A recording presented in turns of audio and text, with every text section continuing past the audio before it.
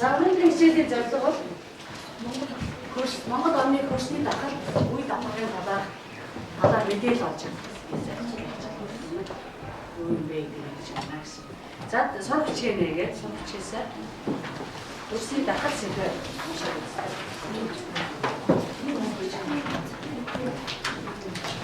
За намайг авах. Би надад авсан байж.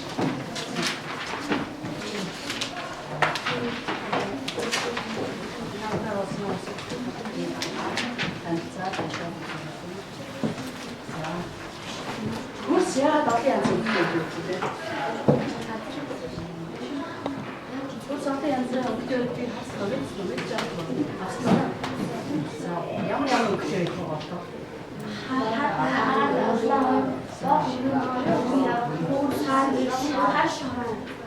За яагаад тийм олон янз өнгөтэй вэ? Ингэж надад олон янз өнгөтэй. Азийн давхар хасан.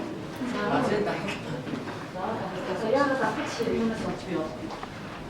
Яагаад өөрөө гүйсэн? Дайх юм.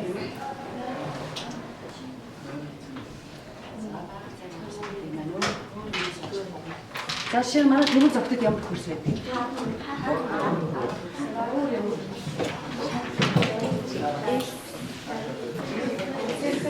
Хөрсний өнгөрөөний таарч шиг тийм ээ. За хэдэн янз өрсөн үү? За манай хотын хөрсний өнгөрөөдөг одоо ажилласан уу? Маамаас яаж ажиллав?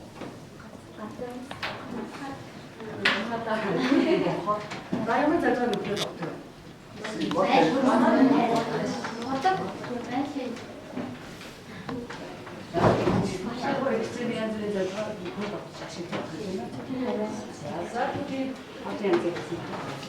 За түүгээр хөрс гэж юу вэ? Ямар юм хөрс гэж?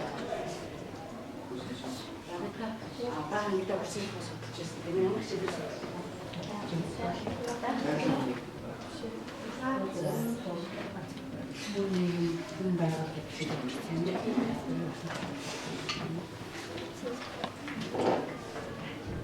За хөрс гэж. За бол уншаад үзтээ хөрс гэж юм.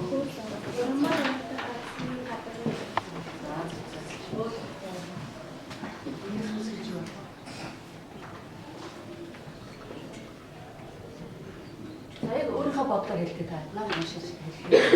Яг намайг баталгаал хэлдэг тийм үү? Яг тамийн бодлоо үсгэж байна.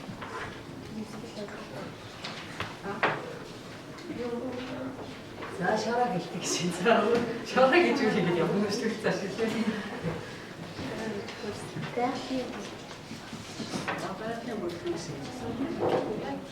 Яг одоо ийм юм хөрс гинэ гэж хөрс бариад гэдэг юм. Манай мэдээж яасан юм шиг мэдээ таа.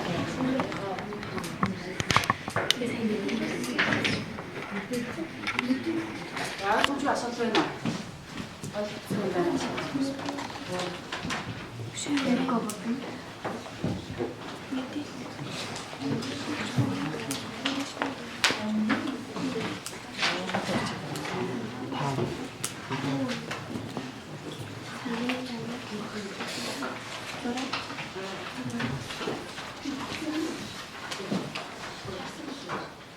Сорогчтой бас мэдээлэл заах юм. Сорогч ашиглаж байна.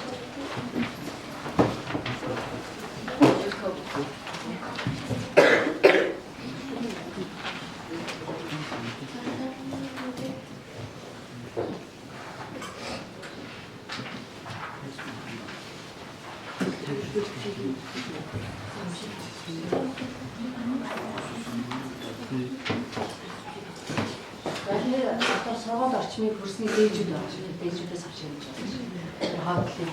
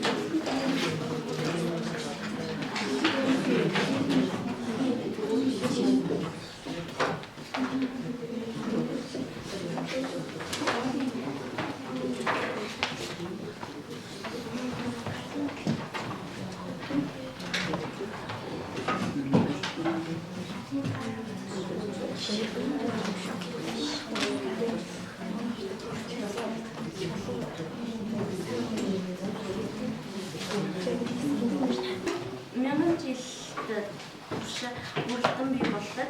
Тэгээд цөмөрийн контент 2-3 см нэмрийн ялцсан 500-аас 1000 жил болгон байдаг. Хөрсийг хэрхэн ангилах вэ гэдэг нь болонгод уулын нугын хар шороо, хүрэн хөрс, говийн борог гэж 4 ангилдаг байна. Монгол орны хөрсний татварыг танилцуулсан. Өндөр уулын оройгоор чин хойд хэсэг, зүүн ба өмнөд хэсэг, говийн бүсийн өмнөд хэсэг, алтай цадах говиод голын хөндийг хэсэгээд тэгээд өнөөрийн хальбайн алгууд ганцхан хувийг эзэлдэг.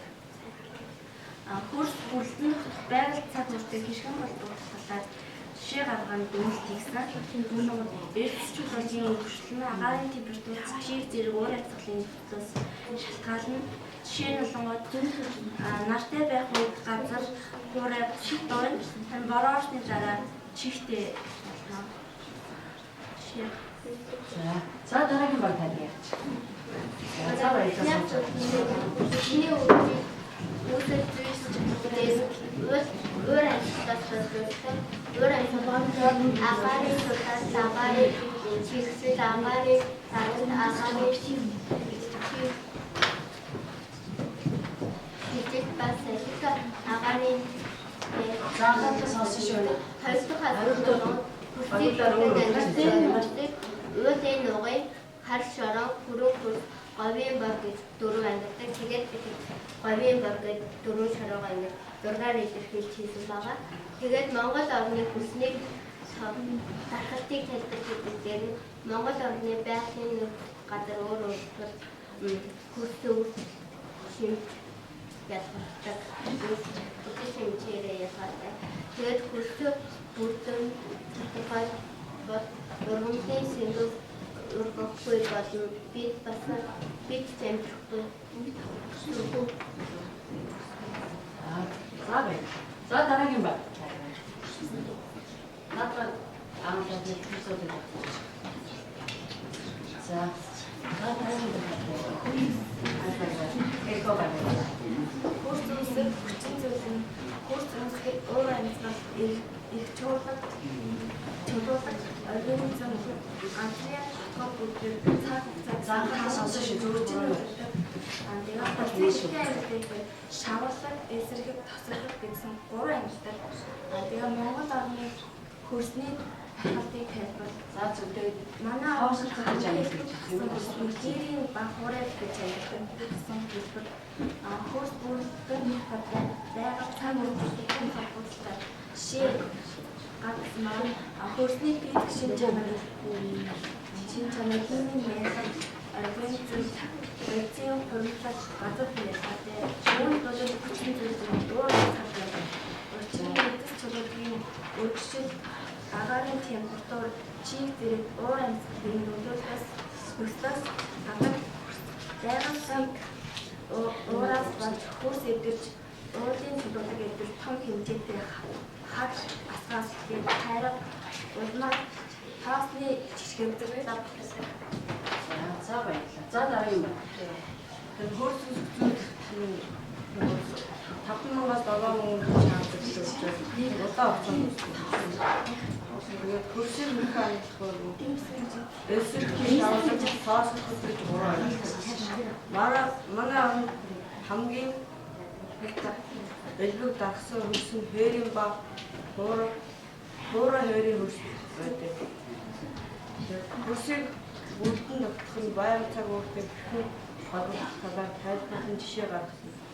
Хөрс бүрэлдэхүүн их чулуу агаар ус органик хуудасаас бүрддэг.